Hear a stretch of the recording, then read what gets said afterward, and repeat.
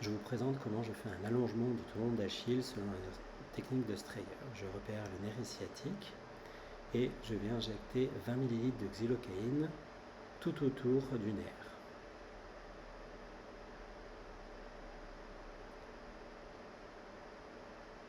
Il faut que le nerf soit bien entouré de l'anesthésiant pour avoir une bonne efficacité. Ensuite, je repère le nerf sural qui est sur le bord latéral du tendon d'Achille et qui est cette structure ovalaire alvéolaire qui est pile sur la ligne jaune.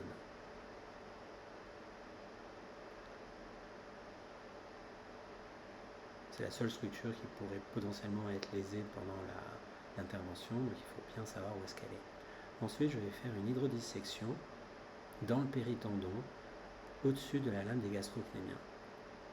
Je repositionne mon patient. Voilà. Et dès que je vois que ça se hydrodissèque bien et que je vois la lame des gastrocnémiens juste en dessous, j'injecte un maximum de liquide pour faire une zone sécuritaire la plus importante possible. Ensuite, j'ouvre un tout petit peu, environ 2 mm avec une aiguille 16 gauge, et je place le crochet en le glissant sur la lame des gastrocnémiens pour aller jusqu'au bord latéral de la lame des gastrocnémiens. Voilà. Ensuite, je mets en tension la lame des gastrocnémiens en appuyant sur la pointe du pied, et le crochet va couper la lame des gastrocnémiens. Voilà. Et voilà, la lame des gastrocnémiens est allongée.